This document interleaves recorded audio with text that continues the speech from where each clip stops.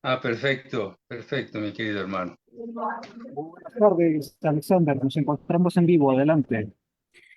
Bueno, es un honor para nosotros establecernos en esta relación energética, espiritual, cuántica, psicológica, emocional, sirviendo de puente a través de los espíritus mayores de la creación, del agua, de la tierra, del viento y el fuego.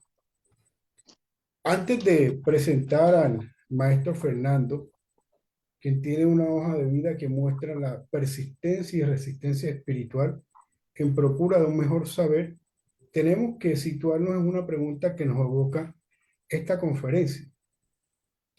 ¿Qué es el hombre en la actualidad?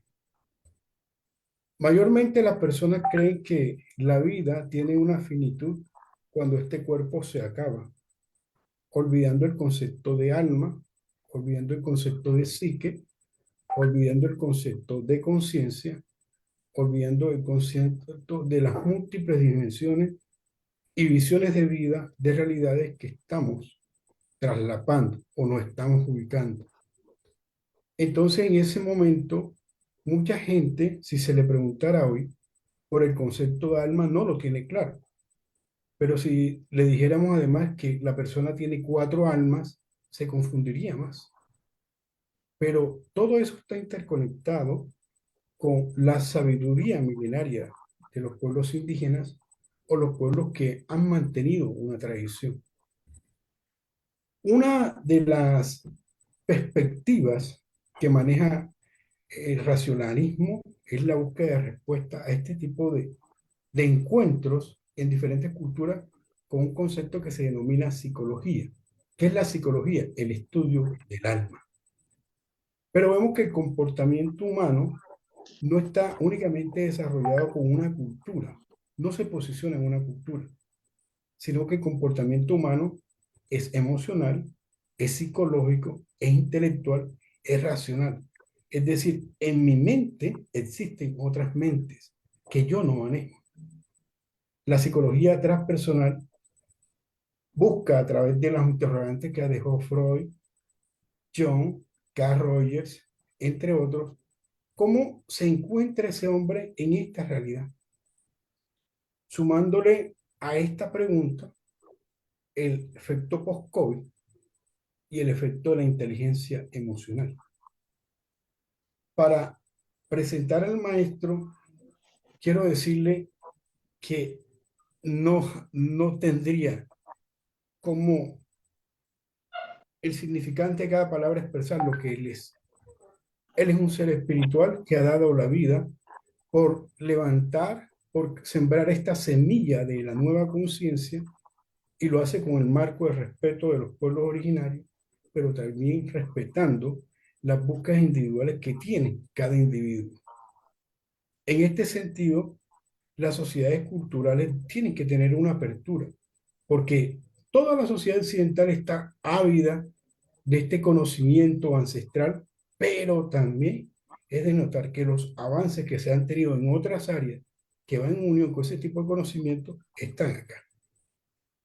Entonces, a mí y a todos nos gustaría que usted mismo, maestro Fernando, nos indicaran cómo fueron sus comienzos, cómo comienza este camino del maestro Fernando hasta el día de hoy. Muy buenas tardes, mi querido Alexander, a las personas que hacen posible este encuentro, a las personas que se acercan también a brevar un poco de la labor tan importante como indispensable que vienen realizando ustedes. Sí, mi nombre es Fernando Ruiz, más bien Francisco Fernando Ruiz Torres. Eh, Mi nombre ancestral es Teotzin Cuauhtonatiu.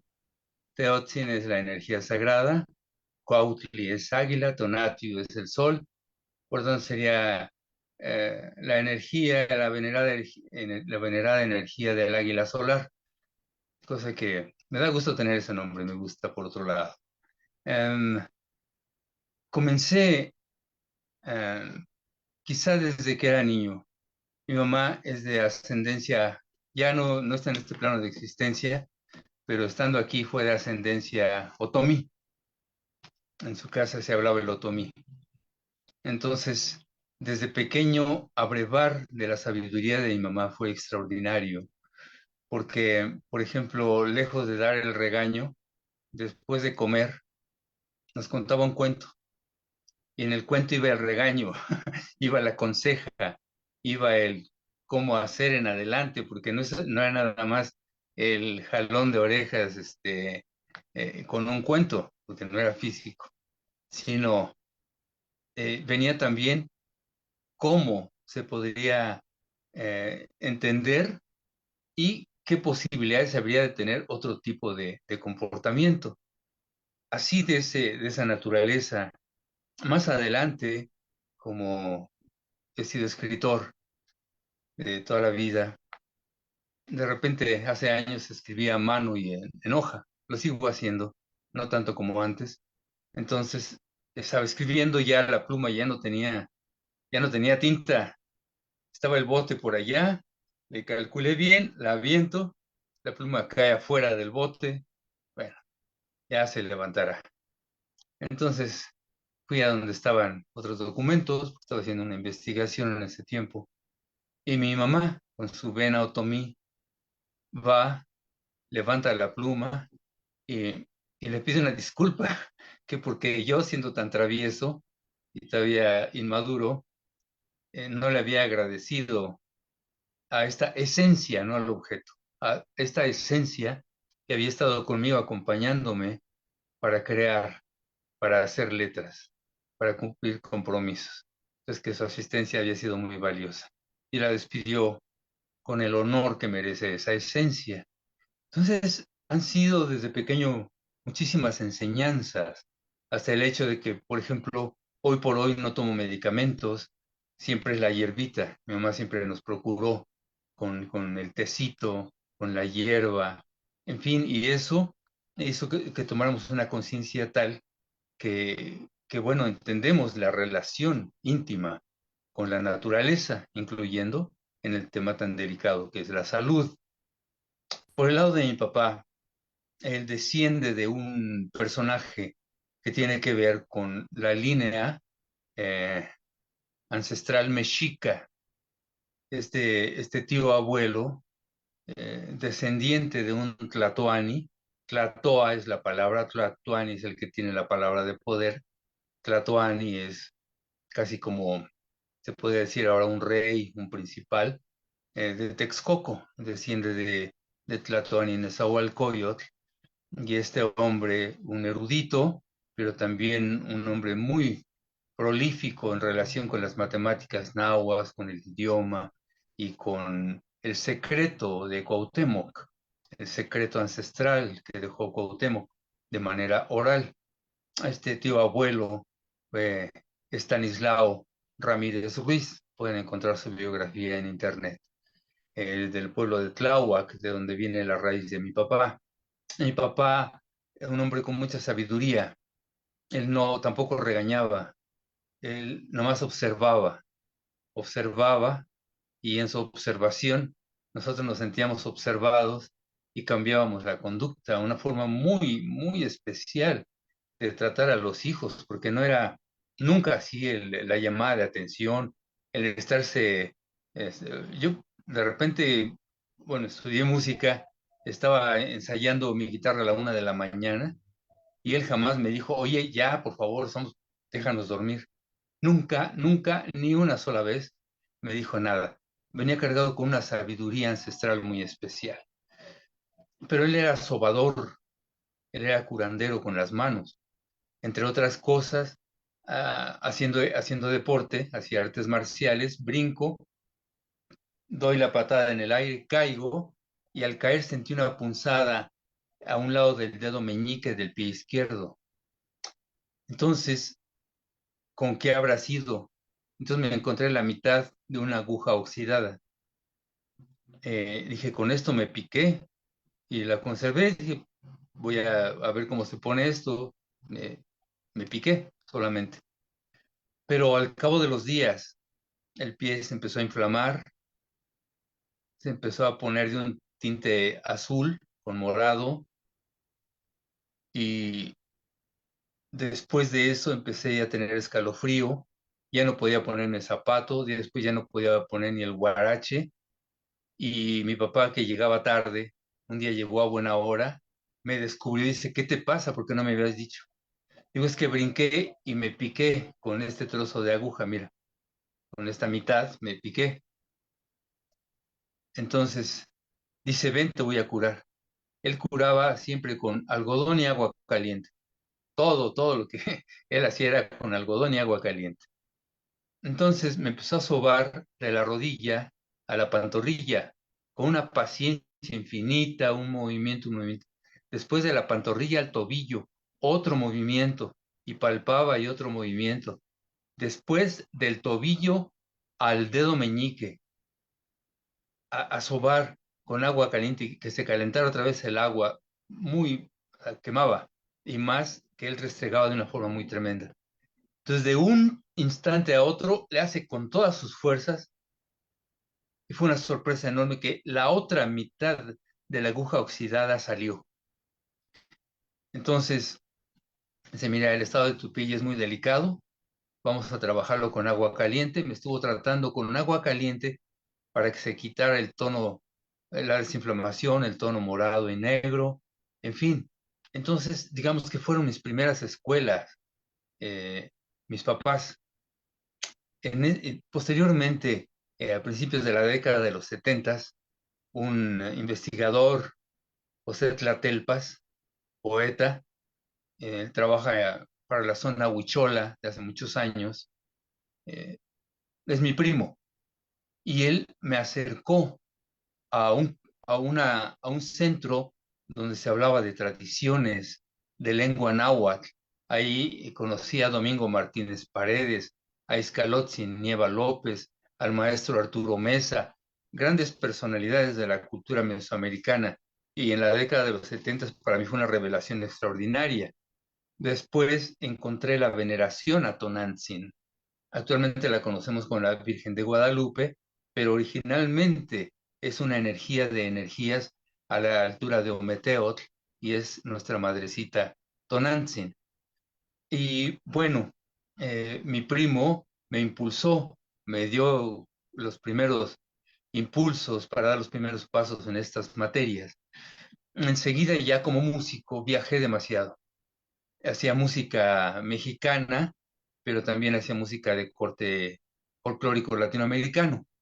Entonces tuve oportunidad de conocer todos los pueblos habidos y por haber. Y pues siempre me he levantado muy temprano, a las 6:30, 7, y estoy de pie. Y mis compañeros de música se despertaban a la 1 de la tarde porque nos desvelábamos. Yo, ¿qué hago? Entonces me iba a pasear a los pueblos, a curiosear y a conocer de a poquito, desde la década de los 70, un poquito de nuestras raíces, entrevistando a los abuelos, abuelas, chamanes, abuelas de tradición, graniceros, apachurradores, sobadores, yerberos, en fin, toda esa gama infinita, les fui conociendo, y como ya estaba yo metido en la psicología, siempre quise emparentar o buscar una relación. Así fueron, digamos, los principales inicios de esta materia y de este sendero ya de muchos años. Y si alguien preguntara, ¿qué significa aplicar el teoxin a la vida de un ser humano? ¿Cuántas respuestas daría usted? ¿Cuál es la relación del teoxin con el Reiki? ¿Cómo se puede hablar de Reiki, teoxi o de la energía que se maneja sobre la sabiduría ancestral? ¿Cómo entra esa conexión con los pueblos de México?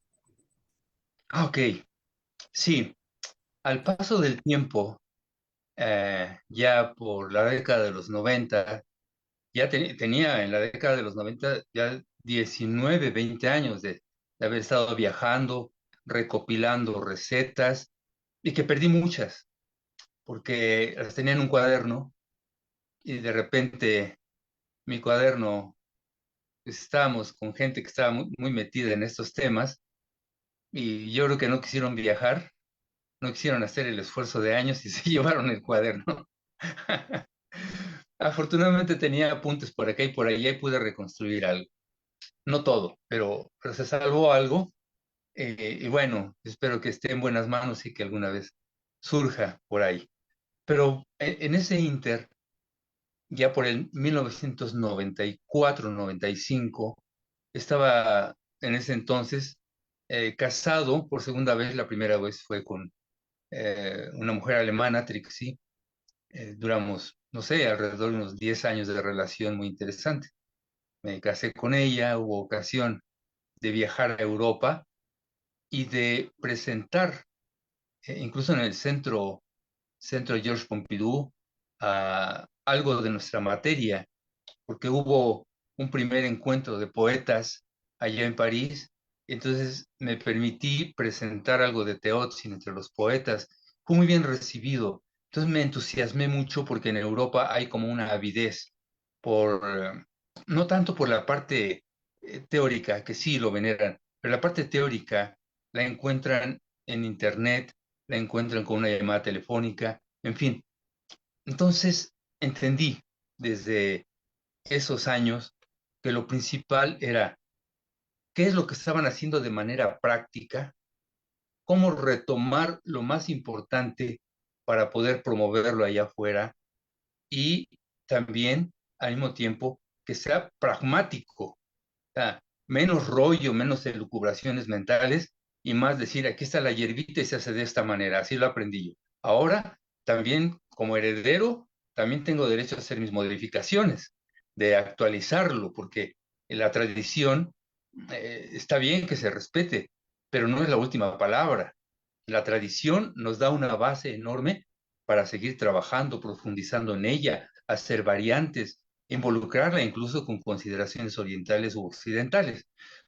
Y me invitaron a dar una ponencia, Lupita, que era la coordinadora, a la Universidad Autónoma de Tamaulipas, por esos años. Presenté lo que era Teotzin y por esos tiempos también nos entrevistó, eh, nos entrevistó un periodista, Alfonso Zaragoza, del diario El Universal. Entrevistó a mi esposa y entonces en un descuido me pregunta, oye, ¿tú también estás haciendo algo para ver si podemos sacar una nota? Digo, está en ciernes, apenas estoy construyendo, tengo 20 años de investigación, pero me necesito armar una serie de elementos para poder presentarlo allá afuera. ¿Cómo se llama? Entonces, en la universidad dije, esta es una materia de consideración, psicología transpersonal, transpersonal alternativa y diferente. ¿Por qué? Porque desde los inicios de Maslow hasta Ken Wilber se dice, se une Occidente con Oriente y se hace la psicología transpersonal. Entonces yo me cruzo de brazos y decir, está bien, pues, nadie pone en duda que Occidente tiene pensadores extraordinarios, Tickell, Sullivan, Karen Horney, el mismo Watson, en fin, una playa maravillosa de pensadores en esta materia. Desde el lado del Oriente está el taoísmo, claro, está el budismo, la línea tibetana, toda la línea y las subramas japonesas, que son una fascinación, porque he estudiado lo oriental como lo occidental por muchos años. De hecho, practico el Zen desde hace cerca de 40 años y tengo en la psicología 47 años.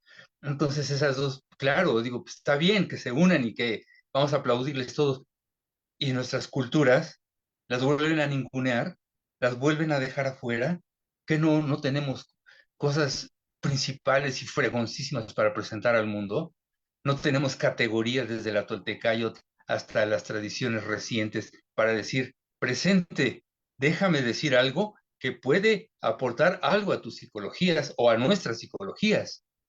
Entonces, así presenté la materia de Teotzin en esa universidad que fue muy bien recibida. Y Alfonso Zaragoza dice, me enteré de esto. ¿Cómo se llama? Se llama Teotzin. ¿Qué es Teotzin? Teot es la energía cósmica máxima, que se puede comparar con lo divino, y Tzin es una partícula de respeto, de amor y de reverencia. Tzin, la partícula Tzin, que es bien importante, porque en una ocasión estaba dando una persona un seminario. Entonces una muchacha dice, ¿tú qué estás pensando? Dice la muchacha, porque el seminario era a prosperidad y abundancia, que no era mío, era ajeno, pero yo estaba, tuve alguna intervención.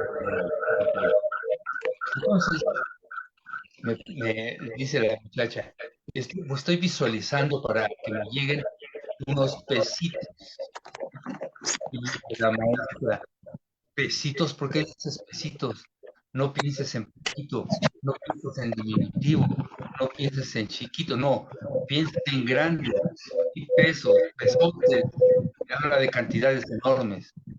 Terminando su ponencia, le dije, maestra Catalina, iba a decir el nombre, bueno, ya, maestra Catalina, un segundito, pero ya había terminado, estábamos a solas. Digo, en el náhuatl hay una partícula que es sin, teot, sin, teot, sin, aglutinante como el latín. Y el sin es una partícula maravillosa que nos indica amor, reverencia y respeto.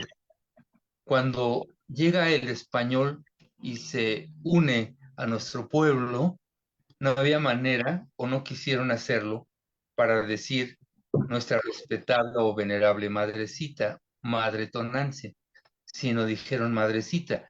Entonces, ese tzin se tradujo al español como diminutivo, que podía tener esa connotación, pero sustancialmente es de respeto, de veneración y de amor y de cariño.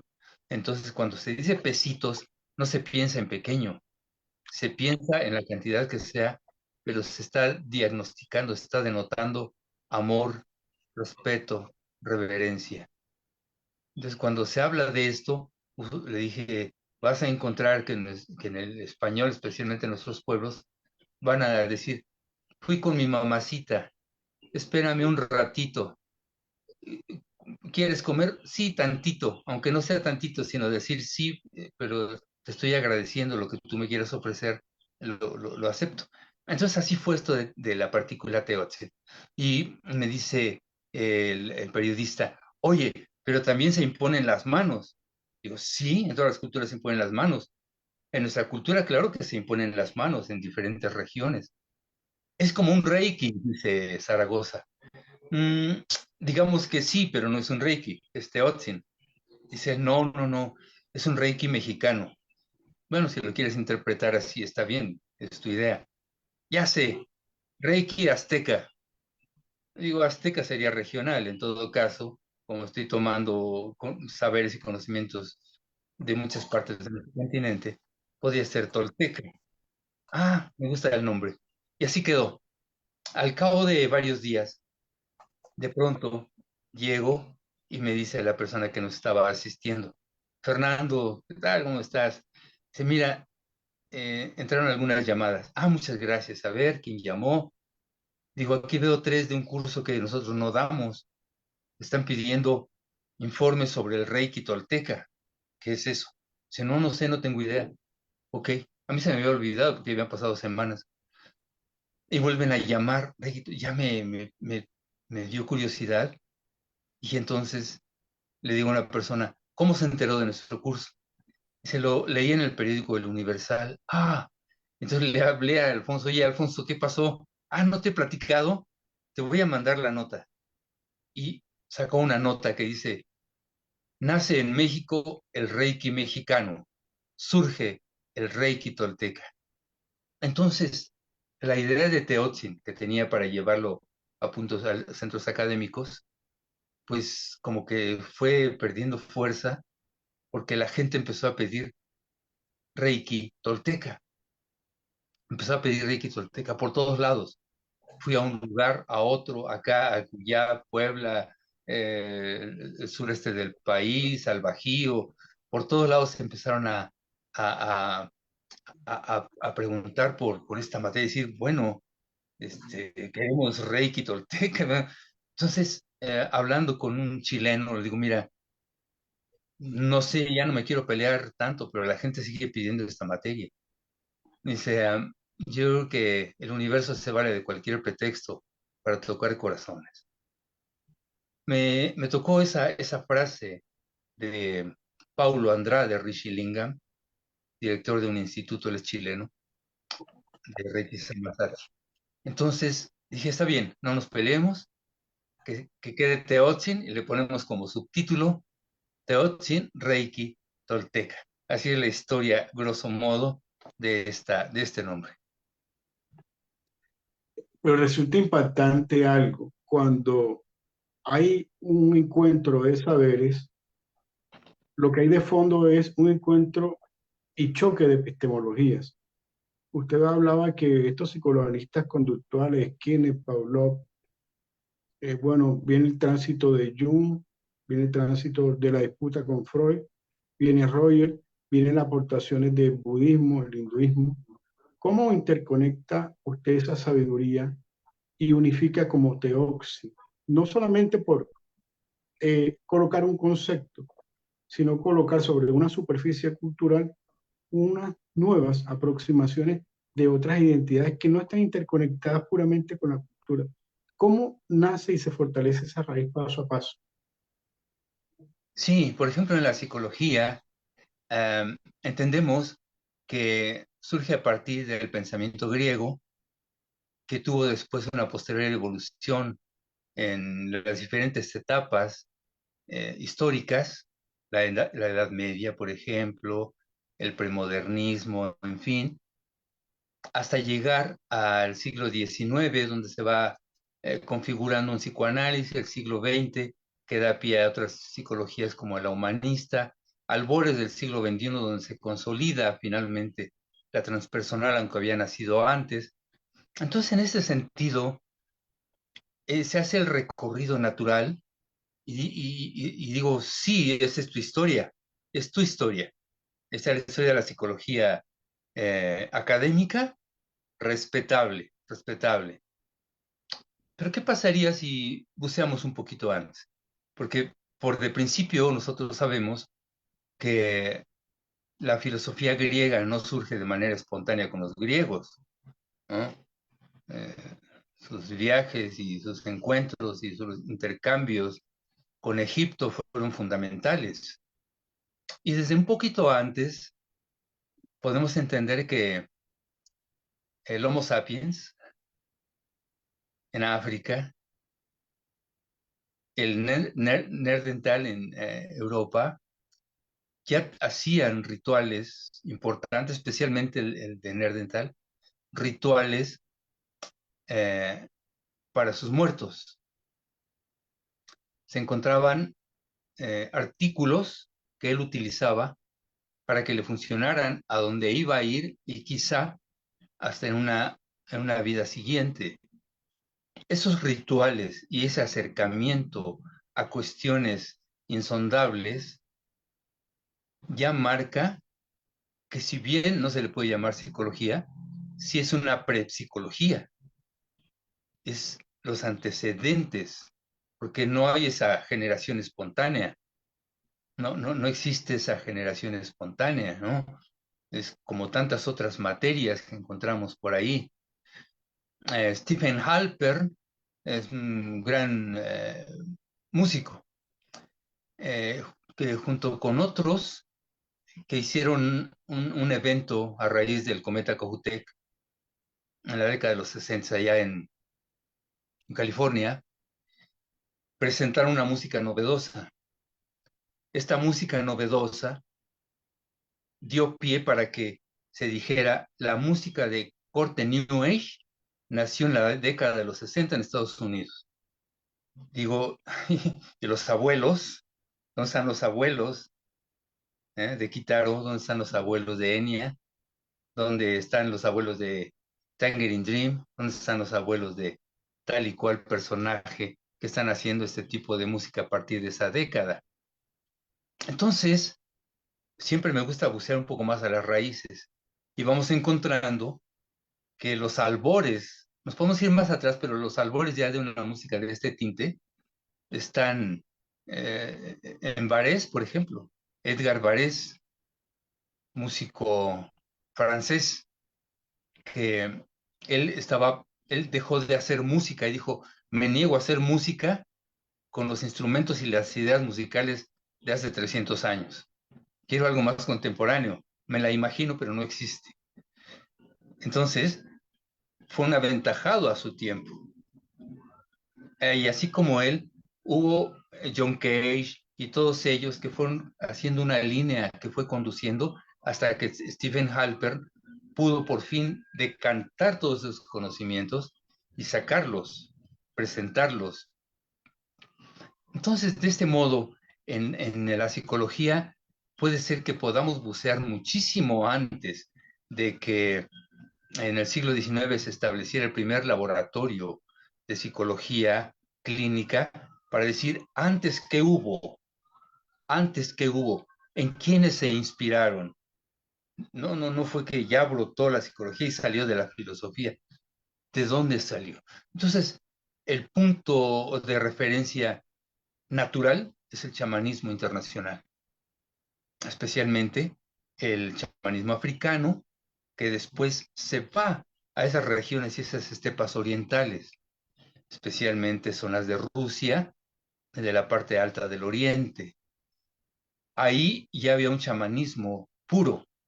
Es más, el budismo, Buda, era un gran chamán, un gran psicólogo. Ya él estableció un formato de psicología muy claro.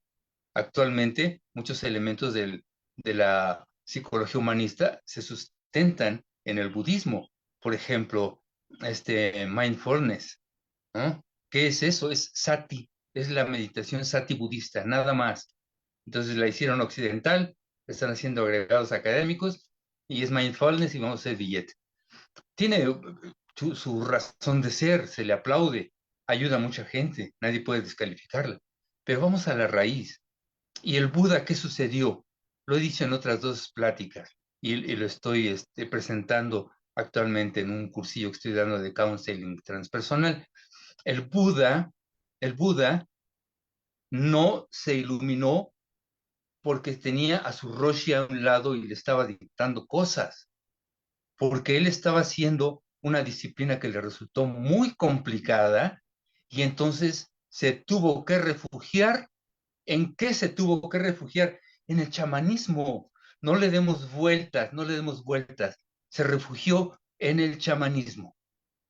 Hay algo en el chamanismo muy antiguo que se llama búsqueda de visión. Esa búsqueda de visión la practican los Lakota, los Cherokee, nuestros hermanos del sur de Estados Unidos y del centro, la practican con mucha curiosidad y nos la han heredado. Esta búsqueda de visión tiene un objeto primario, encontrar una trascendencia a partir de la sabiduría que me va a otorgar el Roshi, el maestro, el chamán de chamanes. ¿Quién es? ¿Qué es? El árbol. Se sentó frente al árbol del Bodhi y el árbol le dio iluminación. Nuestras líneas chamánicas han despreciado mucho el trabajo con el árbol. El Buda lo menciona. Si buscamos un poco, él hace referencia desde el árbol del Bodhi hasta los trabajos que se tienen que hacer con respeto y veneración a la naturaleza, tomando como eje el árbol. De este modo, eh, podemos ir viendo cómo se fue desparramando la cultura y cada quien hizo interpretación de ese saber antiguo.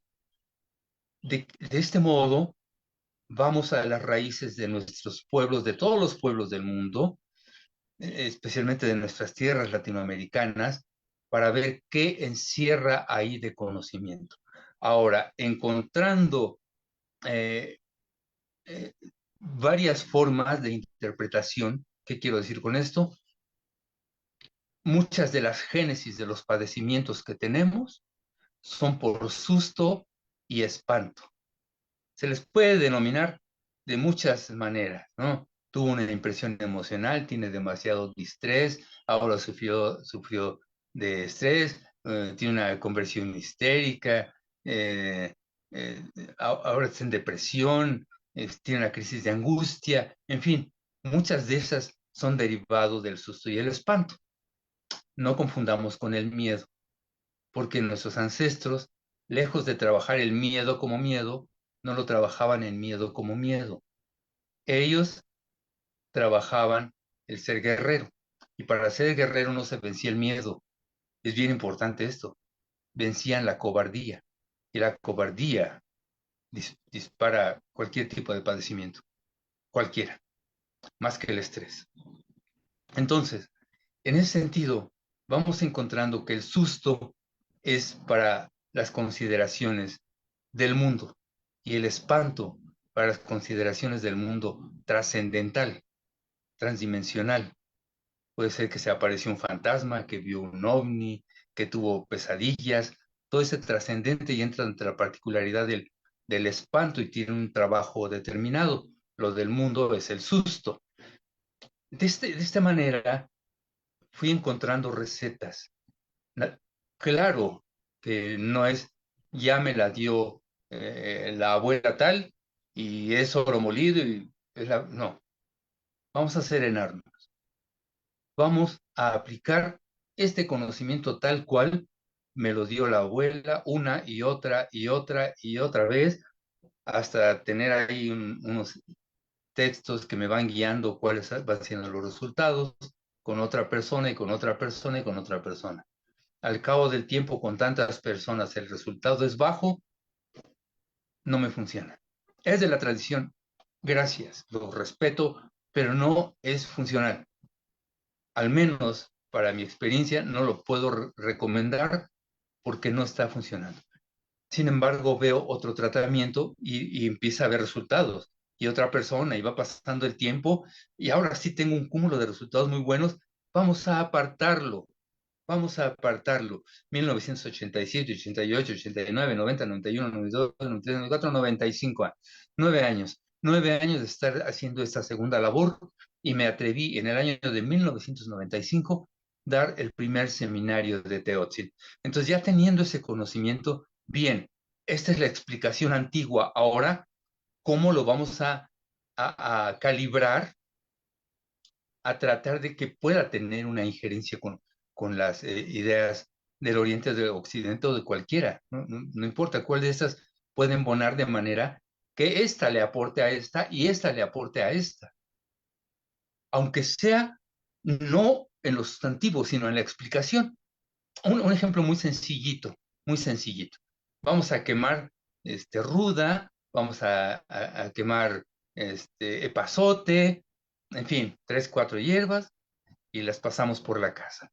¿Para qué las vamos a pasar por la casa? Porque vamos a llenar de humo la casa. Para alejar a los espíritus malignos. Está bien, pero no me dice mucho eso. Eso no me dice mucho. ¿Qué tipo de espíritus malignos? Ah, aquellos que hacen que tu hogar no esté en armonía, que tú no puedas rendir en el trabajo, que puedas caer en padecimiento, que puedas tener problemas de angustia, de ansiedad. Y esos espíritus, ¿cómo los voy a alejar con humo? ¿Es un espíritu que viene del inframundo? ¿Es alguien que me tiene envidia? ¿Qué? No, no. Esos espíritus se llaman hongos, levaduras, bacterias, virus y una gama fuertísima que a varia combinación de hierbas se pueden atacar ácaros y otros tantos que están perjudicando y sí quitan la concentración, quitan el equilibrio familiar, pueden llevar a padecimientos. Sabían utilizar el humo y no tenían microscopio, pero sabían que algo ahí estaba haciendo daño. Entonces, ahora podemos explicar con los conocimientos actuales cómo ciertos complejos de hierba pueden ayudar a hacer una limpia verdadera en la casa. Ahora, si vamos a lo otro, hay seres que están queriéndonos hacer travesuras. Es muy probable que sí, todo lo hemos vivido y sentido.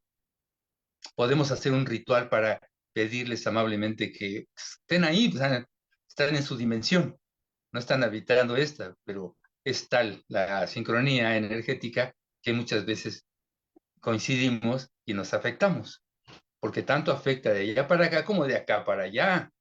Hay que tener en consideración que muchos de nuestros malos hábitos, de muchas de nuestras energías, están haciendo daño para allá, incluso a nuestros ancestros. Honrarás a tu padre y madre. Sentencia bíblica es una sentencia que está en todas las culturas. No les hagas daño, no los avergüences ahora que están allá. Míralos y pídeles con dignidad, con la mirada en alto, con la frente en alto.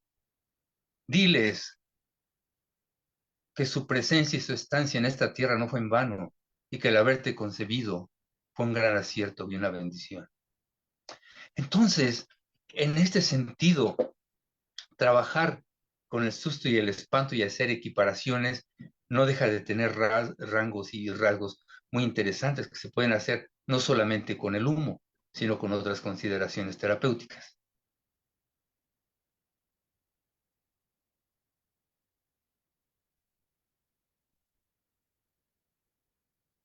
Entonces, en ese sentido, nosotros podríamos hablar de una interconexión de saberes que viene de los acarios, los sumerios, los egipcios, la visión del cilindro de Ciro, el concepto de libertad que crea y genera el concepto de esclavismo, por lo tanto hay una jerarquía de poderes, la transmutación judeocristiana, el cristianismo, el imperio romano, la época de la institución de la república que instala realmente Aristóteles en Elizabeth, la desarrolla Alejandro Magno con una imposición.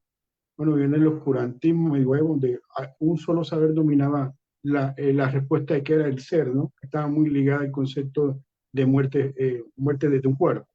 Pero sin embargo, nosotros estamos abordando un tema que yo creo que es muy puntual y yo creo que es necesario que se diga. Los seres humanos no solamente somos los seres que estamos habitando este mundo y que hay otras dimensiones que pueden cohabitar con nosotros. Una de ellas se da por una relación mental. Es decir, hay unas energías vitales que pueden comunicarse y pueden estar dialogando en este momento. Sin embargo, hay otras que habitan fuera del cuerpo, como usted lo denominaba, estos energéticos como hongos o plantas de poder que tienen una relación a nuestros estados anímicos y a cómo yo provoco temor, ira, rabia o cobardía frente a un hecho.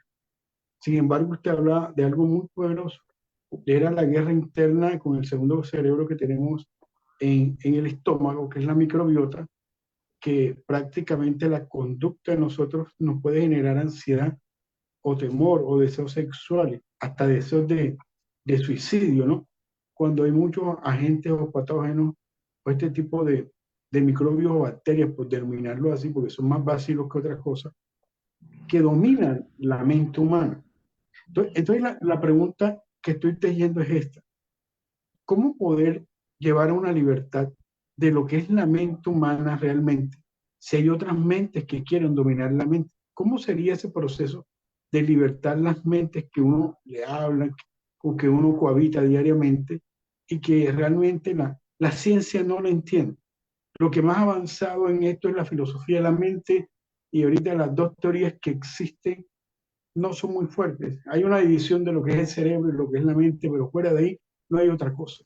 Sin embargo, usted y yo sabemos que el pop hierro fue creado para cambiar la energía y el ATP de las células y así tener otras conductas en nuestros entornos. Por eso la sociometría y la sociología cambian y evita que se dé eso. Y por ende nacen estos nuevos saberes.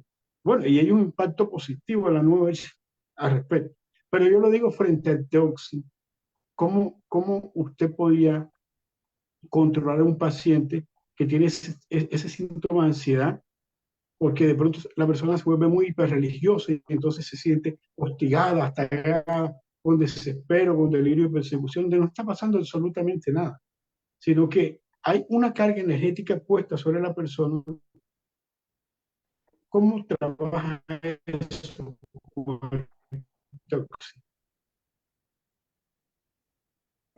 Ok.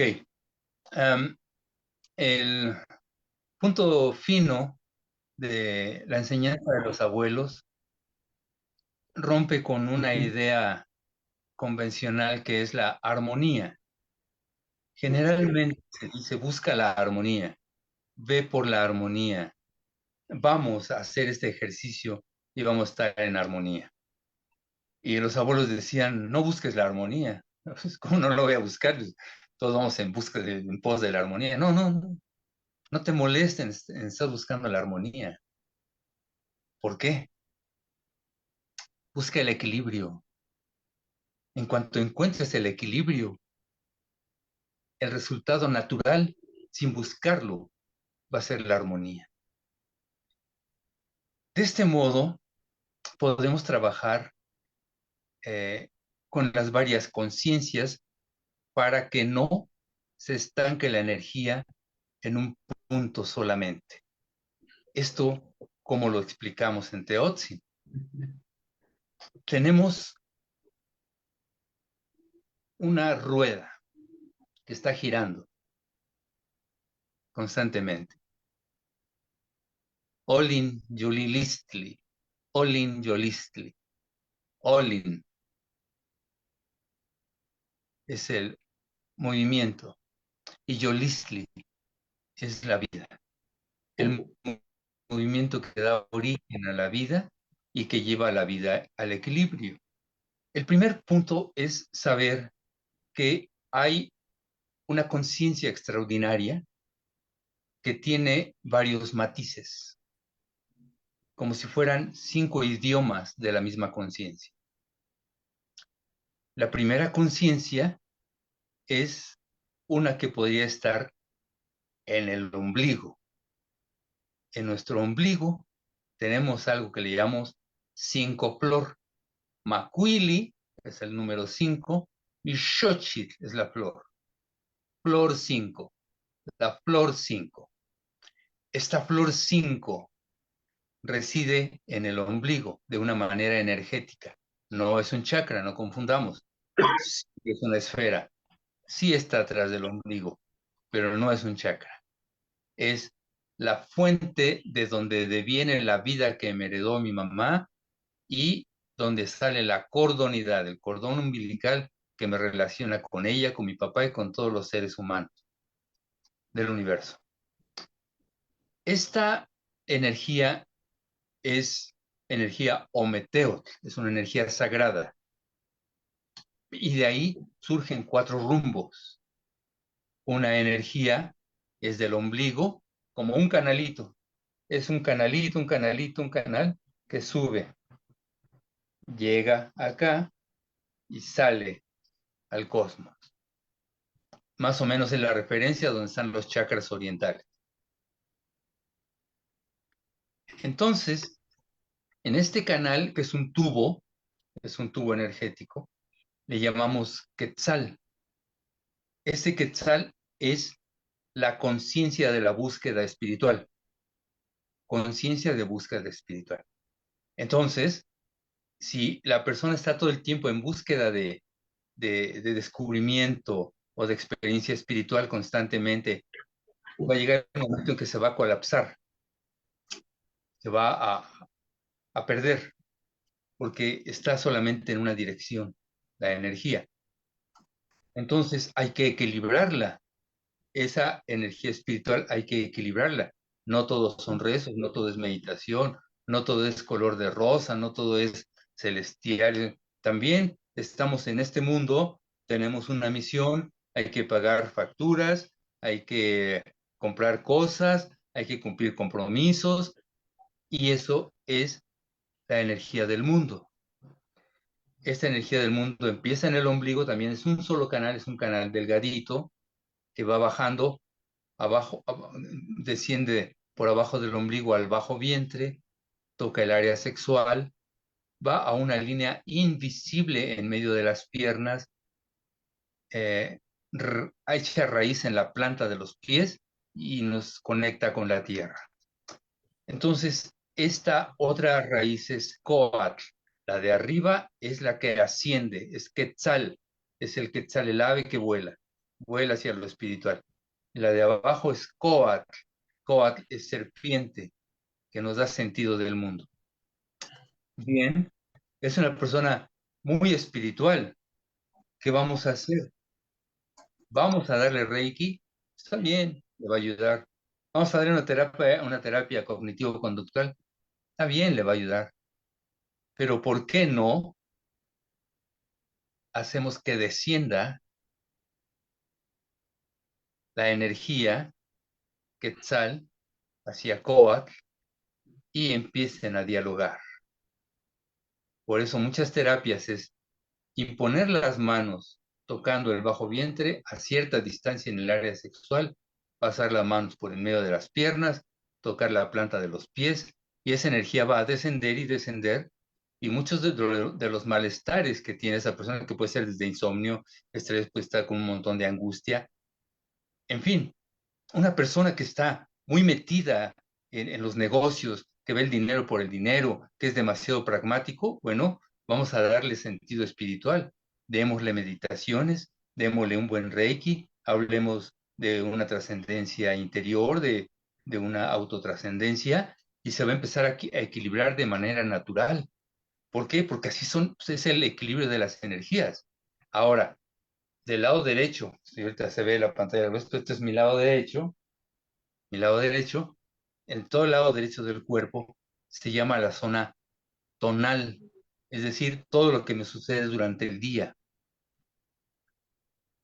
Es mi vida psíquica, mi vida emocional, mi vida sentimental, mis proyectos, lo que tengo como referencia, cómo califico al mundo, cómo el ego lo observa, cómo el ego empieza a observar su creación incluso. Pero si me voy por este lado, también me voy a perder. Voy a estar solamente en un mundo psíquico, eh, objetivista. Vámonos al lado izquierdo. El lado izquierdo va a ser la parte mágica, la parte mágica.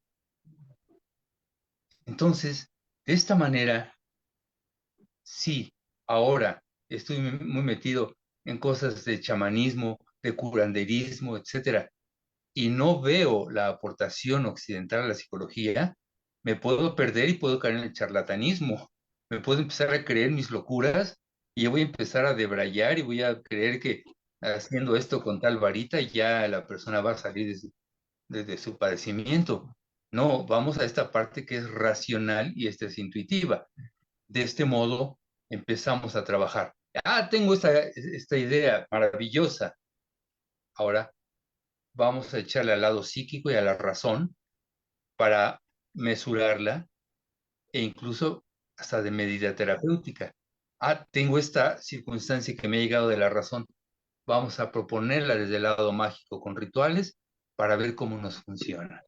Entonces, de esta manera encontramos equilibrios y estos equilibrios los tenemos que buscar en relación con qué. Esta línea de que voy a tener una referencia orientalista con los chakras principalmente y la ascensión hacia un satori, hacia un despertar. El Coatl lo voy a ver en el mundo pragmático de cualquier cultura que veía la subsistencia como método, como forma de sobrevivencia, que también tiene unos lineamientos muy importantes en el Zen.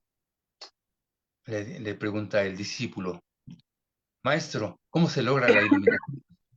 ¿Cuál sería un método más importante para lograr la iluminación lo más pronto posible? Y le dice el maestro, ve a la cocina, abre la alacena y asómete a ver si hay suficiente arroz para que comamos el día de hoy. Pragmáticos. Entonces, no confundir. Y si entonces, vamos a hacer ese circuito, ese Olinjolis. Espiritualidad, conciencia espiritual, conciencia psíquica, conciencia del mundo, conciencia mágica, en un solo aspecto de nuestra vida. Voy a comer, gracias, ofrendo, pido por mis hermanos que no han comido, agradezco a la tierra, agradezco a las manos que cocinaron, a quien hizo posible este suculento guisado, hago relación, si en la parte psíquica, que debo comer de buen talante para que funcione bien todo este ser y pueda ser aceptado con agrado y sea funcional, pero aparte, bueno, voy a comer tantas proteínas, le voy a bajar a los carbohidratos, voy a comer ensalada, etcétera, Y también le voy a poner el lado mágico, voy a imponer las manos para darle sacralidad y para hacer un ritual de tal modo y manera que este alimento sea mágico y coma magia, porque la magia también se come. ¿Por qué se come? Una pequeña disertación, iba a decir disertación, no es disertación, una pequeña postdata. La serpiente, cuando se une con el maíz, da sabiduría. Por ejemplo, en nuestros pueblos tenemos una cesta para las tortillas, que se teje y se hace así. Se hace un tejido de esta manera. Se entrelaza el tejido y queda ya, aquí le llamamos chiquihuite para poner las tortillas. Le llamamos el chiquihuite y es un objeto artesanal hecho por nuestros hermanos, tejido, y ahí se guarda, se conserva el calorcito.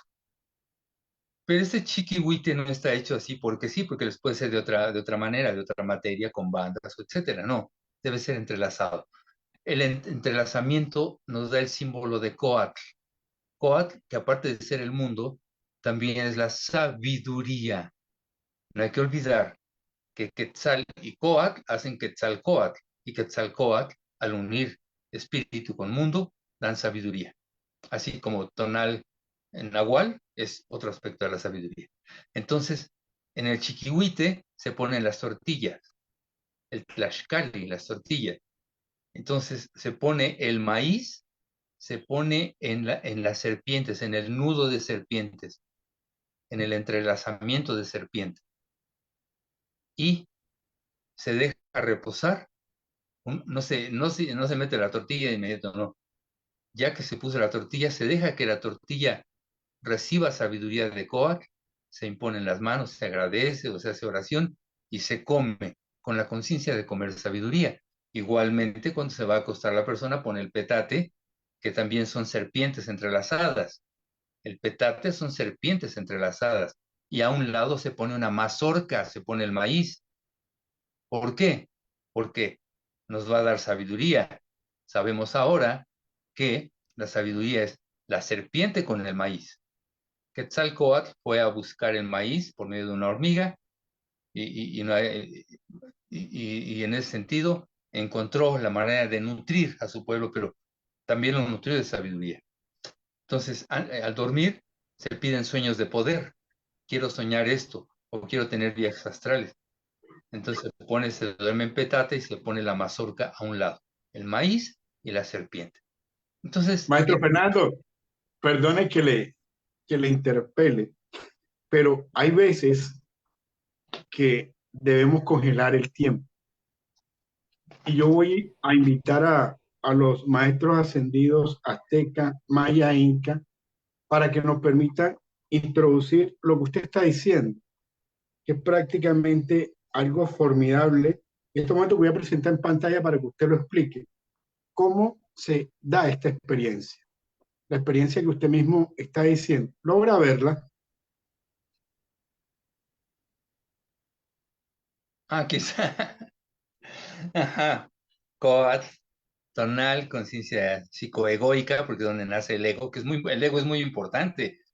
Hay que acabar con el ego. No, no, no, nútrelo, hazlo poderoso, pero no dejes que te domine.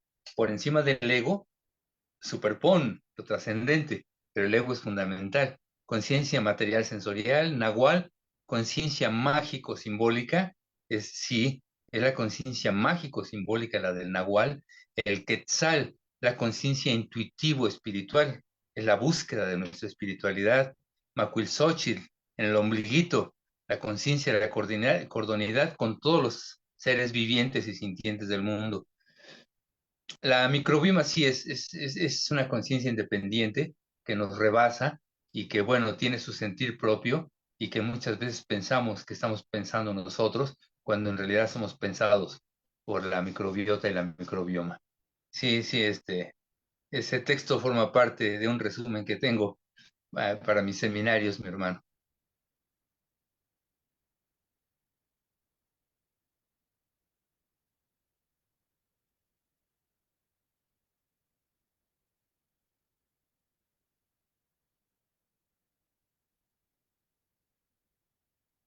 Y bueno, en estos sentidos, el estar en la relación de las conciencias, el punto fundamental es que ninguna conciencia impere sobre la otra, en el sentido de predominancia cotidiana en un solo punto. No voy a concentrar toda mi vida en lo espiritual. Debe estar en el mundo también. Hablar de negocios, salir a vender, buscar trabajo, resolver conflictos. Y la parte emocional y racional que no impere sobre todas las cosas, que también hay un poco de magia. Porque de esta manera estamos trabajando esta dualidad, Quetzalcóatl con el Nahual, y encontramos el equilibrio. Eso es en tanto conciencias.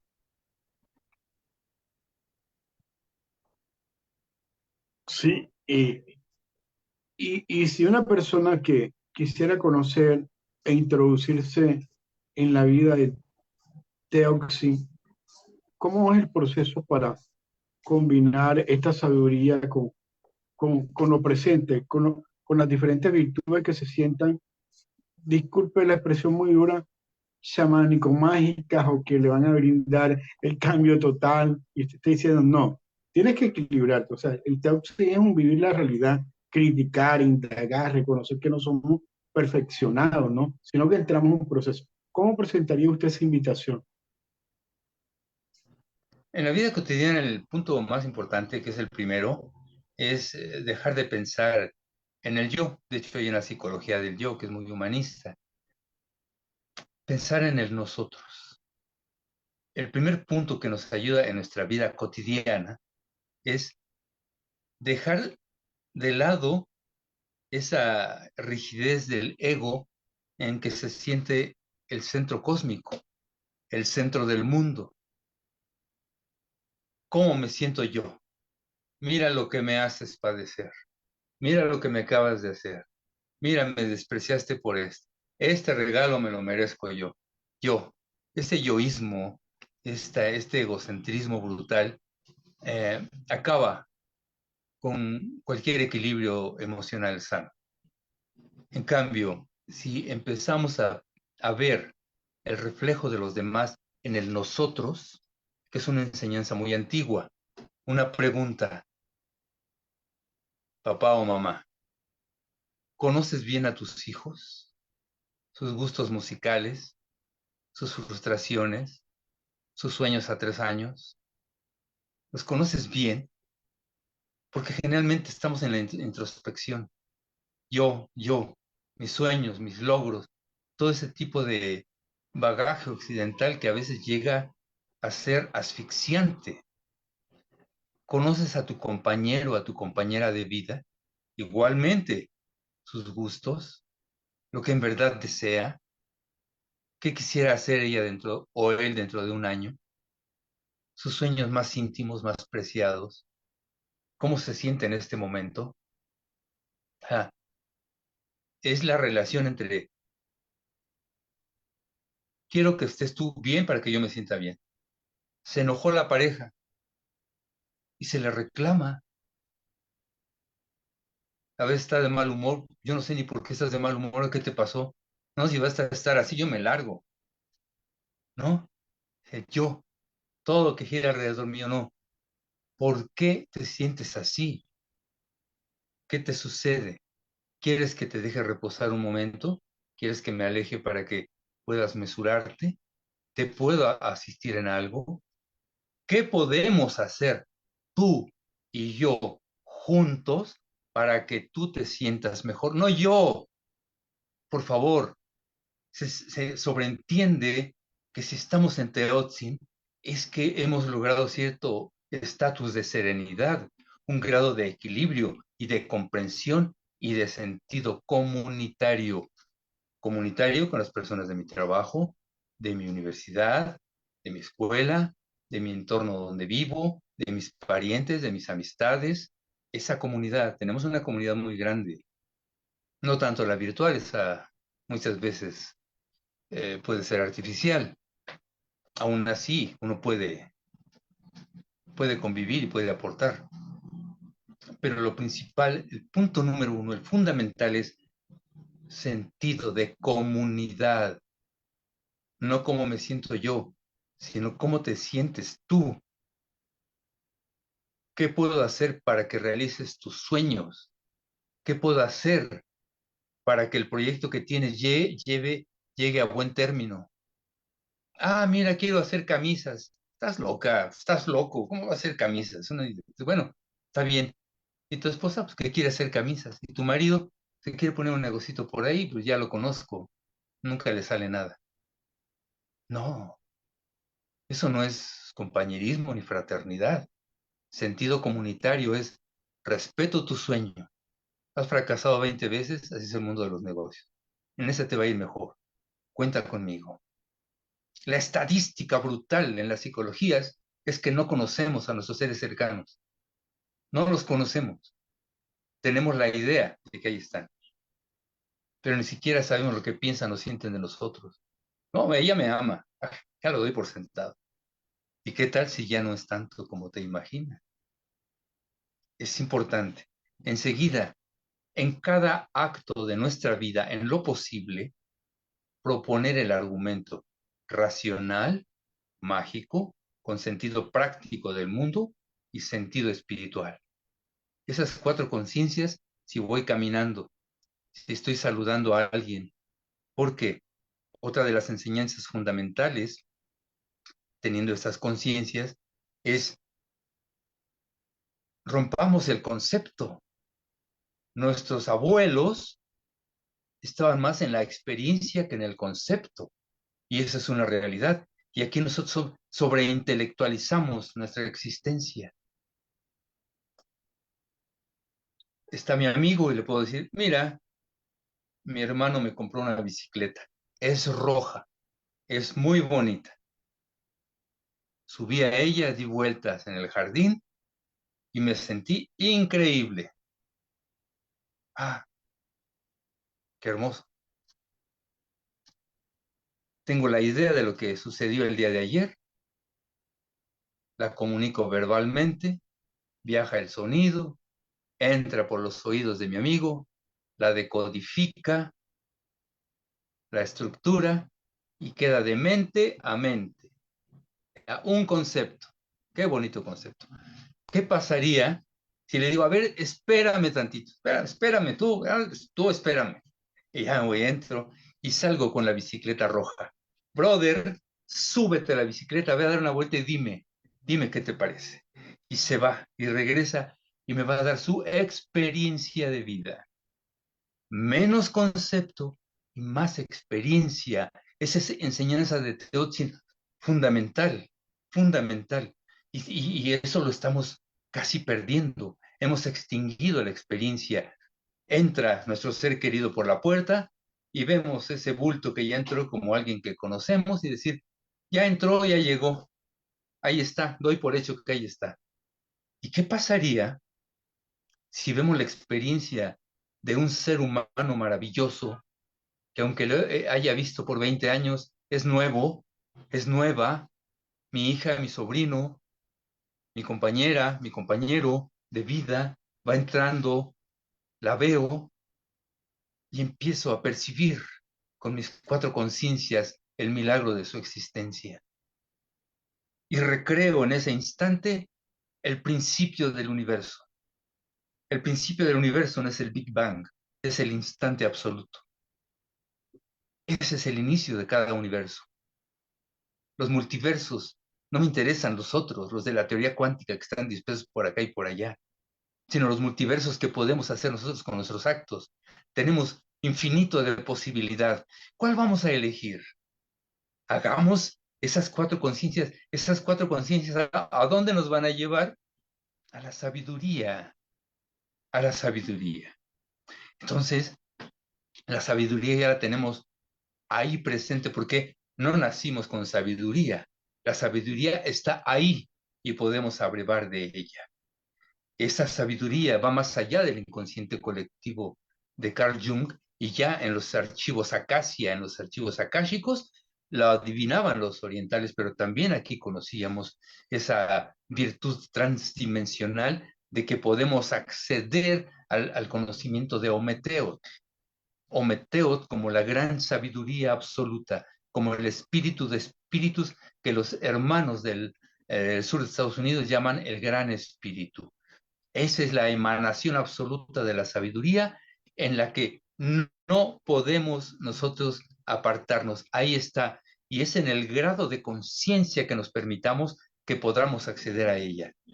Lo vemos en experimentos. Entonces, vamos a tomar un poquito de la ciencia occidental. Vayamos a Brian Weiss, vayamos a su libro Muchas vidas, muchos sabios, que así se llamó al principio. Hipnotiza a la persona y cuando hipnotiza a esta muchacha, ella le dice, esta experiencia te pasó con tal ser querido hace muchos años. Ella estaba en estado de alterado de conciencia, hipnosis le podemos llamar, estado alterado de conciencia. ¿Cómo supo ese fragmento de la vida de Brian Weiss? ¿Cómo lo supo? Él se quedó helado. No es una excepción. Quienes hemos practicado hipnosis y otros estadios de estado alterado de conciencia, sabemos que se pueden intuir cosas que ni siquiera en estado consciente nos hubiéramos imaginado. Es ahí en donde Teotzin también toma acción en el día a día para hablar desde nuestra pancita, darle interés y estar pensando no desde acá, sino a veces desde acá y a veces de la panza o de la zona hepática. Porque si es cierto lo que decía nuestro querido hermano Alexander, está el alma, esta alma extraordinaria que tiene por lo menos 4 sedes importantes, que si las equiparamos con la ciencia convencional, entenderemos que tenemos un cerebro craneal, un cerebro cardíaco, con su propio sistema nervioso, un cerebro entérico en la panza y un cerebro que aún no se investiga, pero es el cerebro hepático. Tiene más de 1000 funciones bioquímicas. Entonces, estos 4 cerebros están interconectados, tienen una comunicación tremenda. Este quizá más racional, aunque también tiene cosa intuitiva, esto que nos da sabiduría y de la pancita que nos da intuición. Entonces, ¿qué queremos absorber? Quiero conocer mis vidas pasadas, voy a referirme aquí. O sea, todo lo dejamos acá, todo acá visualiza, dice la ciencia occidental, estos lóbulos frontales, estos 2 hemisferios cerebrales, ahí está el secreto de todo. No, no, el secreto puede estar en una parte de nuestra piel, porque cada célula es un ser inteligente. Y si podemos acceder a la memoria de la mano, de toda la experiencia que tienen nuestras manos, a veces en el arte como guitarristas, a veces como curanderos, a veces dando amor y cariño, esas manos que han sufrido, que han padecido, tienen sabiduría, pero no podemos dialogar y no nos enseñaron a hablar con nuestro cuerpo. Entonces, para salir de alguna cosa que queremos trascender, hablemos, puede ser con nuestras almas, que para nosotros son tonali, acá, en el corazón teyolia, en la zona hepática hijiyot, y en la panza quetzalcóatl. ¿Por qué quetzalcóatl? Porque viene la sabiduría del intestino. Y quetzalcóatl era una serpiente que vuela. La serpiente, la sabiduría de la serpiente que vuela hacia arriba, hacia hacia el alma tonali, se comunica con el alma tonali. Pero ¿cómo una serpiente va a hablar con el sol? Es metafórico y simbólico. Es el sistema nervioso entérico que habla con el sistema nervioso cerebral. Se unen los 2 cerebros y están en constante comunicación. Quetzalcóatl es eso.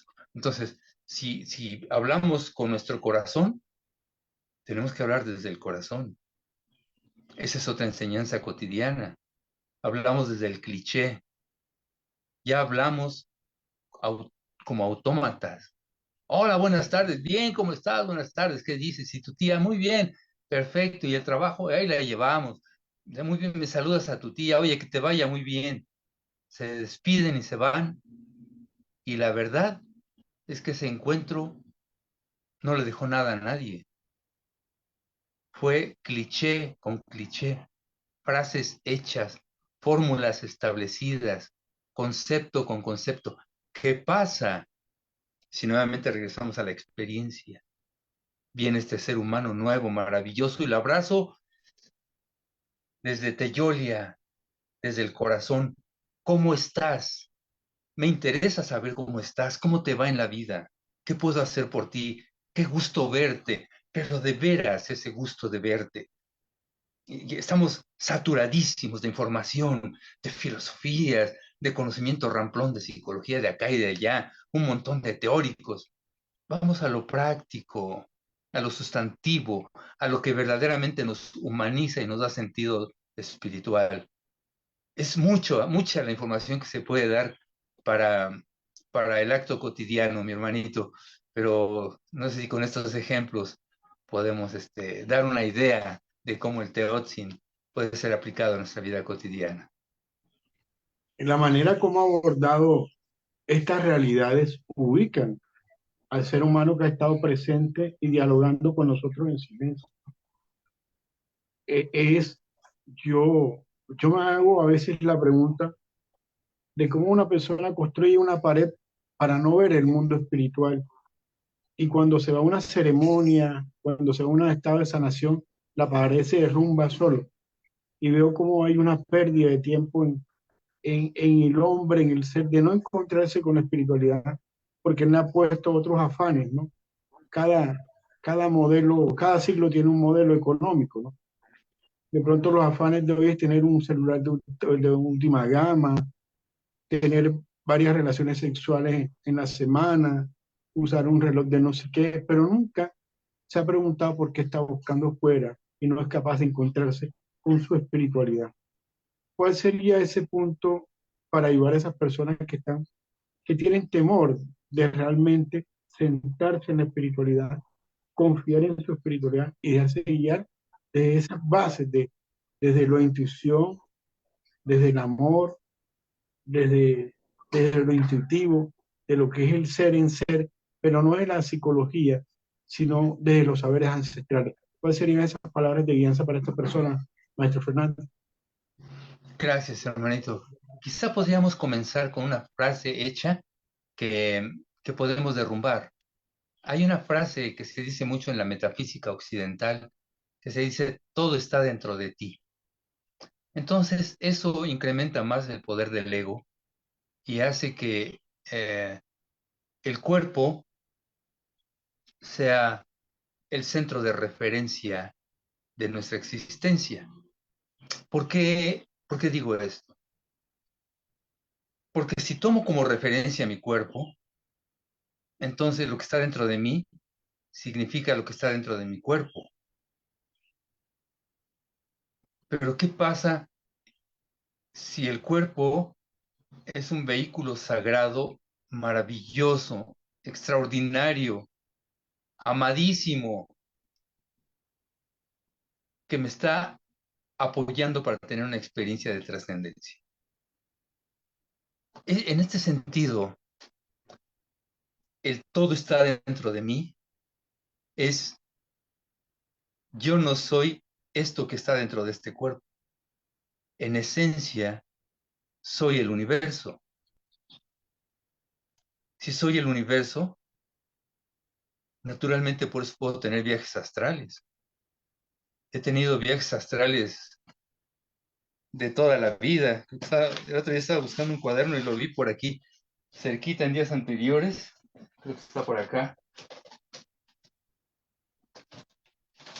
En donde aquí dice agosto del 95, si se pudiera ver por ahí. Ahí está la fecha. Sí, te logra ver. Y acá ya dice, por ahí de decir astral. Sí, se logra ver. Sí, señor. Un cuaderno muy antiguo, ya no tiene ni pasta ni nada, donde tengo todos mis sueños y mis viajes astrales. Ahí están sueños, viaje astral, otro sueño. Y acá tengo otro cuaderno que ya tampoco tiene nada, pero son los más antiguos. Desde 1995 vengo trabajando viajes astrales y interpretación de los sueños, sueños lúcidos. En fin, ha sido una aventura hermosísima. Pero bueno, en el sentido de los viajes astrales, cuando se tiene el viaje astral, dice la persona, ¿y qué pasa si no regreso? Y le pregunto, ¿a dónde te fuiste? ¿A dónde te fuiste? ¿Qué se salió de ti? Es que mi cuerpo astral viajó. ¿Y quién te dice que viajó? No existe el cordón de plata, que me perdone el San Rampa. Son seres maravillosos. Y que me perdone también Castaneda, ¿cómo se llama este? El punto de enlace, ¿cómo le llama ahorita? O sea, no, no. Vamos a relajarnos, ¿no? No, no, no, no. Somos el universo. Y así como en hipnosis puedo conocer la vida de otra persona, lo que le sucedió hace 30 años, como revelación, puedo tener revelación cósmica, porque como soy el universo, de repente en el viaje astral puedo tener la conciencia de estar adentro de una gota de rocío. Y puedo pensar que me fui a otro planeta, la interpretación ya es otra cosa.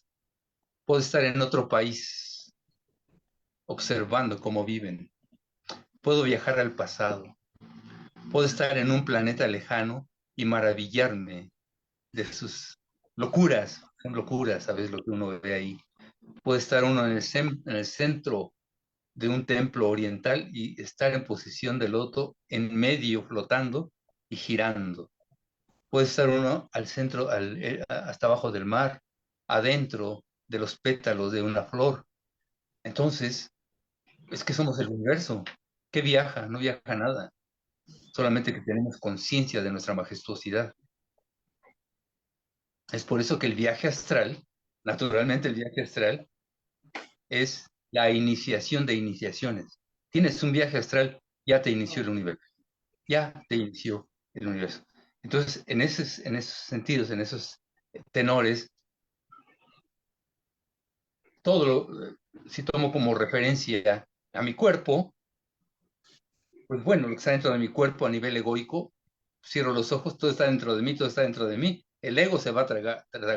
Pero si te digo, todo está dentro de mí y veo la infinitud, eso que también soy, que somos todos, entonces el ego se va a espantar y se arrincona y dice, oh, discúlpame, creo que me estaba pasando de listo. Y entonces viene ya la metaconciencia, la supraconciencia, a decir, aquí siempre he estado ahí, porque la iluminación no es algo que se logre trabajando en meditación. Esa es una falacia. No, porque la iluminación no la logro yo al paso de la disciplina y los golpes, estar diciendo sutras, diciendo mantras y oraciones. No, esos son juegos del mundo. La iluminación ahí está, ni me pertenece. Es algo sagrado que ahí está, que de repente se me puede dar como revelación. ¿Cuándo? Cuando menos uno lo espera. Puede ser meditación 20 años y de repente puede emerger. Hay una metodología que te puede ahorrar el camino, es cierto, pero si crees que la meditación te va a llevar a Satori, es cierto. Si crees que barriendo las calles te va a llevar a la iluminación o le haces con esta conciencia, barriendo las calles te vas a iluminar. Pues no estaba el patriarca Eno, que fue el sexto patriarca del budismo zen, iba caminando, el analfabeta, vivía con su madre, cargaba la leña, de repente estaban dos monjes, uno estaba leyendo en voz alta el Sutra Diamante, escuchó un fragmento del Sutra Diamante, se le cae la leña y se ilumina. O sea, ¿de qué estamos hablando? Se iluminó. O sea, ¿sabía leer y escribir? No, no pudo leer los sutras. Iba con los monjes, era demasiado pobre para darse el lujo de abandonar a su mamá y de irse a un monasterio a estar meditando y alejarse del mundo. Dudo a veces de los monasterios, por muchas razones. Los respeto y respeto a los hermanos, pero en el mundo está todo, pues aquí están todas las pruebas. aquí está lo sagrado, aquí está el templo, aquí está un templo, allá afuera hay muchos templos, hay otros lugares cósmicos, hay otros lugares de religión, y podemos estar trabajando en nuestra vida cotidiana punto a punto, paso a paso, sin estar echándose rollos, que busco la santidad y ahora ya perdoné y estoy un escalón arriba que tú y mira desde dónde estoy, ya soy espiritual y tú como mundano. No, no sabes meditar, no conoces Reiki, te falta evolución, no me puedo casar contigo y vete a la fregada, cara. Estamos, el ego se traga todo esto. De hecho, hay algo que es importante, el narcisismo espiritual. Y de ese narcisismo espiritual podemos hablar muchísimo. Hay muchos autores que hablan de esto, pero también los antiguos decían que no te permitas que Tezcatlipoca te robe tu Quetzalcóatl, o te robe tu luminosidad, o te robe tu tea, tu antorcha. No permitas que un fragmento, porque esta obnubilación, este humo, nos perjudica y nos marea. Pero la verdad es que todo lo tenemos ahí. No hace falta hacer más alaraca, más ruido.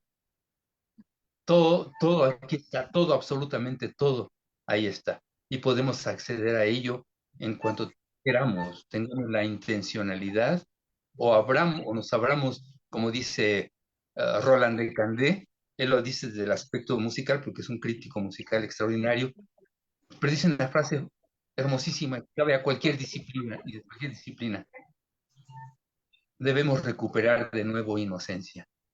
Y así como esta frase de Roland de Candé, que es debemos recuperar de nuevo inocencia, es la alerta que tenemos de otros pensadores, eh, por ejemplo Ferrer, que también insiste, cuidémonos del narcisismo espiritual, de decir yo estoy en este camino y mira, soy un iluminado, soy un guía, soy un maestro, por eso de los caudillismos no va con nosotros, mi hermano, y por un lado y por el otro, también es verdad que medité y sentí bonito. Me dieron Reiki y sentí bonito.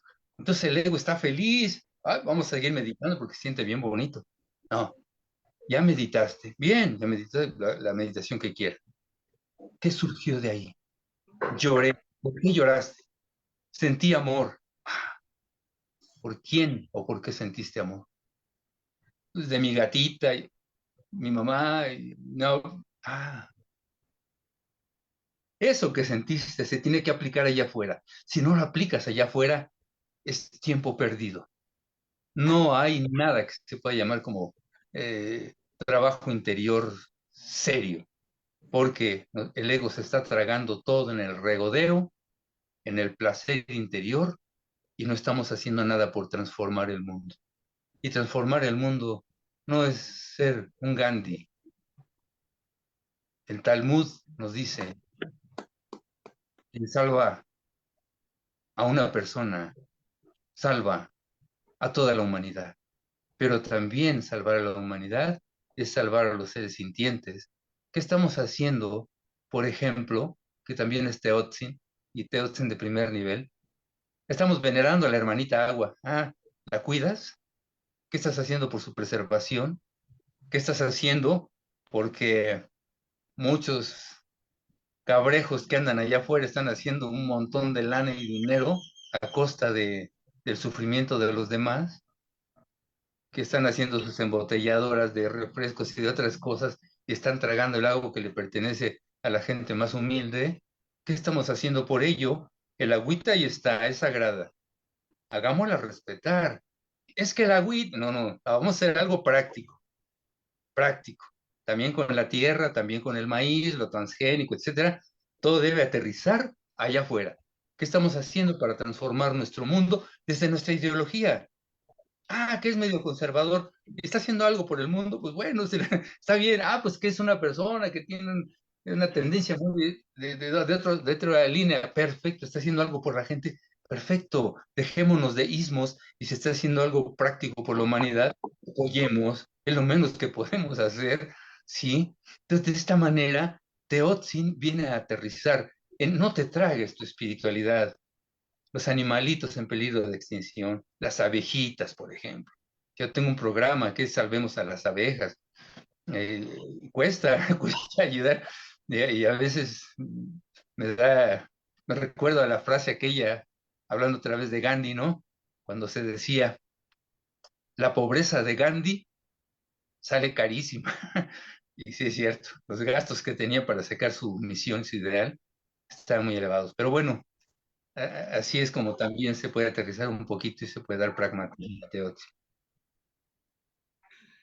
En ese marco de justicia espiritual, que es muy de fondo, es como un equilibrio en todos los aspectos. Puntualmente, ¿qué podríamos decirle a esos ismos o totalitarismo de personas que nacen dentro de una cultura indígena y prácticamente se vuelven totalitarios? O sea, no permiten que personas que, entre comillas, no tienen el ADN mitocondrial indígena, activen acciones en relación del hombre natura, el hombre que cuida con la naturaleza, que habla con el aire, que habla con los pájaros, que sana, que convive, que siente el dolor del otro. ¿Cómo decirle a ellos que ya esos ismos coloniales ya no existen? Estamos en un territorio para armonizarnos, para equilibrarnos todo. ¿Cómo sería ese proceso para que esa persona entienda que estar en esa posición destruye a la madre naturaleza desde Teoxi? Um, sí hay dos puntos de vista. El más radical es la persona que ya está contaminada con los intereses creados y con el beneficio personal, pase lo que pase, que Dios la juzgue y le dé trabajemos con los niños y los adolescentes. Excelente. Pensando a mediano plazo en dar una conciencia de que más allá de los ismos está el sentido humano y fraterno, que podemos tener una ideología, pero que esa ideología no nos coma, que podamos tener la versatilidad y la apertura de criterio para poder aceptar el criterio del otro, platicarlo, aceptar si en algo me puede beneficiar y tratar de enseñar de que la otra persona también, niños y niñas y adolescentes, puedan tener ese criterio de que urge hoy más que nunca romper el egoísmo, el pensar que el que más tiene es el que es más, en el que hay que abrevar en nuestras culturas hermosas, hacer cada quien en la medida de posibilidades un rescate, porque sí es cierto, el colonialismo cultural, el colonialismo científico nos tienen asfixiados, a tal grado que se piensa que esta generación actual y la que viene son generaciones perdidas en el mundo virtual. Es muy doloroso saber que esto es una utopía que pudiera ser un sueño quijotesco, pero tenemos que hacerlo. En Avatar Universitas, que es el instituto que llevo, estoy haciendo ya los primeros programas para niñas y niños en este sentido, de que recuperen la conciencia que le heredaron sus abuelos, porque uno de los puntos que me encontré cuando hice análisis fue que ya no había sobremesa. Después de la comida se hacía una sobremesa en mis tiempos y se hablaba del abuelo, se hablaba de la tía, se hablaba de las costumbres, se hablaba de espantos y eso es bien importante. Recuperar, si ya no se puede todos los días, comer en familia, participar en familia y después hacer la sobremesa en familia recordando a los antepasados, porque eso nos da raíz, una raíz extraordinaria, porque no me siento en vilo. Cuando uno se siente en el aire, cuando no tiene raíz, la persona se vuelve neurótica y tiene ansiedad y tiene angustia y tiene depresiones. Pero si tiene una raíz bien sólida, eso, claro que los va a tener, pero tan mínimos, tan pequeños, que los va a superar pronto. Y el psicólogo ni me hables, están locos, no, no están más locos que yo, vámonos a lo que sigue, ¿no? Y siguen su vida en la naturaleza y en lo natural.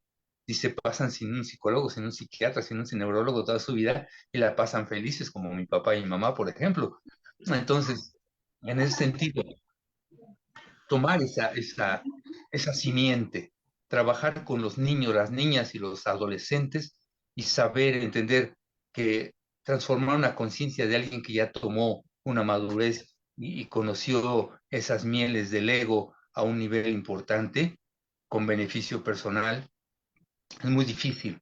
Hacer una transformación de ese tamaño es difícil, pero también con ellos hay que trabajar, también con ellos hay que hacer algo, también con ellos hay que decirle, tócate el corazón, tiente el corazón y voltea de lado. No, no mires nada más al espejo, ve qué hay allá afuera. Y si dentro de lo que tú eres, que no vas a cambiar, puedes dar una gotita, un granito de arena de todo lo que tienes, será suficiente.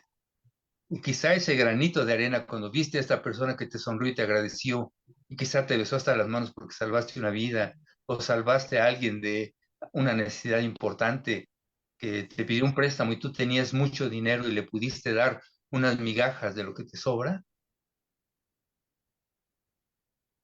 siente desde el fondo del corazón esa vocecita que te dice, hiciste lo correcto. ¿Por qué no lo vuelves a hacer otra vez? Se les puede invitar. Yo los invito así siempre de esta manera. Mira, si puedes hacer esto, hazlo. No te pido que cambies tu vida, que cambies tu estatus, nada. De repente, si puedes tener un toque de humanismo y dejas de ser esa arrogancia, ese ser de piedra que no te creo, es una máscara falsa. Estás ocultando miedos, dudas, sufrimientos. Estás ocultando una autoestima que está por los suelos. Estás ocultando dolor. Y de tanto que duele te pusiste no una máscara de plástico, sino de piedra.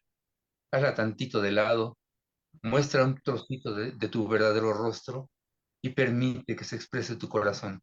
Permite, aunque sea un poquito. Hazlo. Te lo suplico, hazlo. Algunos lo han hecho. Por eso me atrevo a decir, porque a veces he sido testigo de milagros.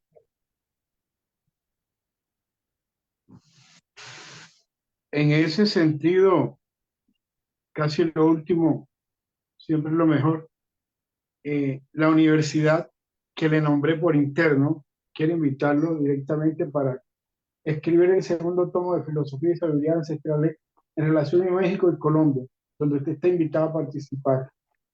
Este mes le vamos a invitar para que haga un programa especial a través de la radio. Estaremos contactándolo con usted. Yo sí doy mérito a los saberes y a la experiencia, porque no es fácil macanear en un bosque donde no conocemos el camino, donde hay una persona que ya ha hecho fogata. Gracias por brindarnos la luz de esa fogata, de esa sabiduría que se movió en distintas partes del mundo, pero ante todo que invita a ser un humano humilde. Humilde no significa no tener, humilde significa saber dar desde el corazón, desde la mente, desde todos los sentidos y ser agradecido en todo momento. En nombre de los espíritus mayores, el espíritu del agua, de la tierra, del aire, Mayor Fernando, porque es mayor, le agradecemos infinitamente que nos está convocando a proteger los microbios, los animales, las plantas, a esos seres que están anonadados por una racionalidad de tener, que comiencen y vean la posibilidad de ver y abrazar la espiritualidad. Le agradecemos mucho por las palabras y queremos que usted nos cierre con unas palabras que detonen esta relación de pensamiento de México con Perú y Colombia, que estamos en una sinergia en este momento. Les agradezco a mis hermanos peruanos y colombianos que me hayan enseñado su música hace muchos años. Estoy hablando ahorita como músico. Estudié composición y estuve con hermanos peruanos que vinieron a México también. Tuvimos intercambio cultural y me enseñaron algunos ritmos latinoamericanos importantes. Estuve en un grupo musical que se llamaba Los Chipchas y tengo una relación con la música colombiana muy interesante. De hecho, hace muchos años tuve una pareja peruana, hace muchos años tuve una pareja colombiana y bueno, me une sentimentalmente esos pueblos maravillosos. Actualmente tengo relación con Fénix, una organización que trabaja para ayudar a los hermanos que están en problemas de adicción. Es de Colombia. Estoy participando en la medida de lo que, cuando me llaman, yo estoy ahí. Estoy participando en Perú Zen, otra organización hermana que está en ese país y que me invitan constantemente a dar alguna ponencia. En breve voy a dar un par de seminarios y a todos los pueblos latinoamericanos. Tengo por ahí un tema musical que después, ahora que grabe, eh, es como una unidad latinoamericana en un tema musical, en el tema que nos ocupa. Entonces, como un homenaje y una reverencia y un tributo a los saberes de nuestros abuelos, que son una sola comunidad, una sola visión, con una aparente distancia geográfica, pero desde una visión, desde una cosmovisión muy parecida, se podría decir idéntica o única. Entonces, agradezco infinitamente a Alexander y a las personas que están detrás de todo esto, que hacen posible este tipo de trabajos, las invitaciones que me hacen, que son sorpresa maravillosa y que no sé cómo agradecer, pero me conmueve mucho desde el fondo del corazón, te lo digo. Me conmoví mucho. Y, y lo que puedo decir es, estoy a las órdenes. No necesita mediar un centavo para que cuenten conmigo en el terreno que quieran. Lo saben los que me conocen. Estoy siempre para servir en la medida de mis posibilidades y más todavía. Les abrazo porque afortunadamente las tecnologías tienen un lado interesante y este es uno de ellos. Pero que la tecnología no nos separe, que la tecnología nos una y que a partir de la conciencia trascendente podemos estar unidos, abrazándonos como me gustaría hacerlo en lo físico, pero les abrazo con toda mi alma y con todo mi amor. Infinitas gracias. Muchas, muchas gracias. Un abrazo de luz y de paz en nombre de los espíritus ancestrales del agua, de la tierra, del aire y el fuego. Estamos en unidad espiritual. Muchas gracias. Lo estamos viendo. Chao, chao.